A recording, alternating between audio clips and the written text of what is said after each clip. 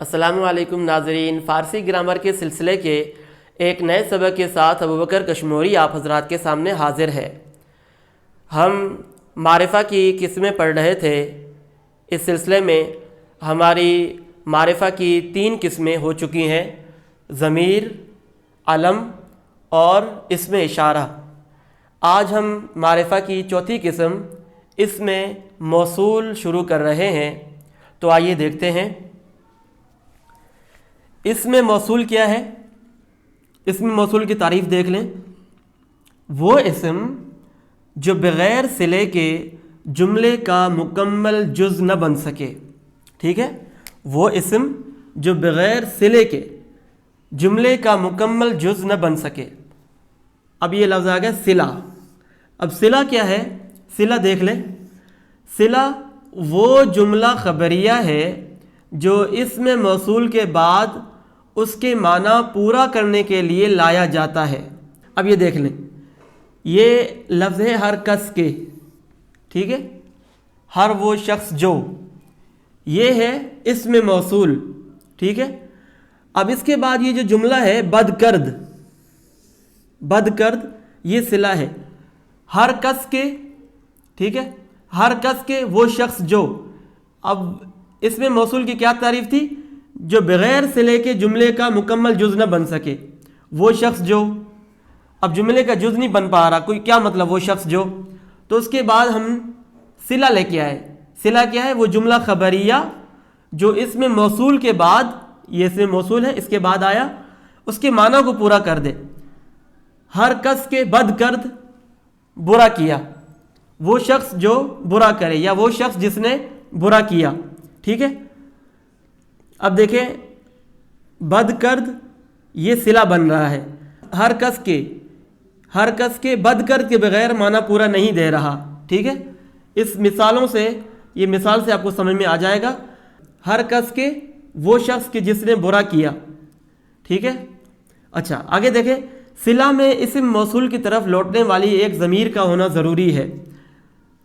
ہر کس کے بد کرد برا کیا، یہاں پہ ایک ضمیر ہے جو یا جس اس کا ترجمہ کرے گا۔ ہر کس کے وہ شخص کے جس نے برا کیا، تو یہ ضمیر اس میں لوٹ رہی ہے، ٹھیک ہے۔ اس ضمیر کے ٹاپک میں ہم نے آپ کو پورا سمجھا دیا تھا۔ ہر کس کے بد کرد جس شخص نے برا کیا، نیکی ندید اس نے بھلائی نہیں دیکھی، صحیح ہے۔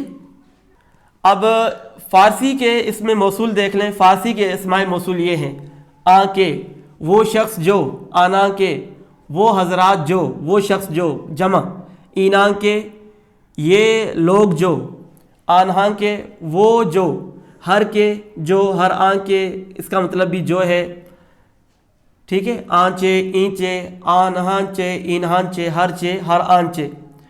اور اس کے علاوہ اسم نکرہ مفرد ہو یا جمع کے آخر میں یا مجہول لگا کر اس کے بعد لفظ کے لگانے سے بھی وہ اسم موصول بن جاتا ہے۔ جیسے چیز ہے، چیز اس میں نکرہ ہے، اس کے آخر میں یا مجہول لگا دیا، چیزیں ہو گیا، تو یہ چیزیں کے وہ چیز جو۔ اسی طرح مرد اس میں نکرہ ہے، یا مجہول لگا کے لگا دیا، مردے کے۔ کس شخص کو بولتے ہیں، کسے کے، ٹھیک ہے۔ اس میں نکرہ سے پہلے اس میں اشارہ آ لا کر آخر میں لفظ کے لگا دیا جائے، جیسے آکس۔ اب دیکھیں، یہ اس میں نکرہ ہے کس، اس سے پہلے آ لایا، پھر آخر میں کے لگا دیا۔ کس کی جمع کسان، آ کسان کے، صحیح ہے۔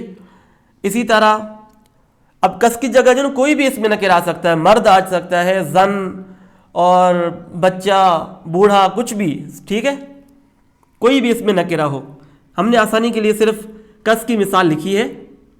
اچھا، اسی طرح ہر آن کس کے، ہر آن مرد کے، ہر آن زن کے، ہر آن عالم کے، ہر کس کے، ہر مرد کے، ہر مردے کے، ہر عالمے کے، ہر کسے کے۔ تو یہ تھا ہمارا آج کا سبق، جو کہ پورا نہیں ہوا، جاری ہے۔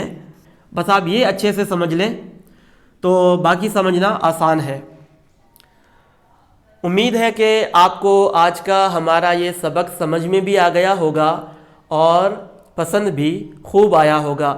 لیکن پھر بھی اگر آپ کو کچھ سمجھ میں نہیں آیا تو آپ حضرات ہم سے پوچھ بھی سکتے ہیں. ہو سکتا ہے آپ کو اس میں تھوڑی صلے اور اس میں موصول میں پریشانی ہو تو آپ کمنٹ سیکشن میں پوچھ سکتے ہیں. کوئی پریشانی کی بات نہیں ہے, ہم آپ کو سمجھانے کی بھرپور کوشش کریں گے. اگلی نشست میں ہم انشاءاللہ اس میں موصول سے متعلق مزید کچھ بھی آپ کو بتائیں گے. اس کے علاوہ معرفہ کی اور قسمیں بھی ہم پڑھیں گے. آپ حضرات ہمارے اس چینل کو سبسکرائب کریں تاکہ ہمارا ہر نیا سبق آپ تک بر وقت پہنچ سکے. اپنا خیال رکھیے گا. السلام علیکم ورحمۃ اللہ وبرکاتہ.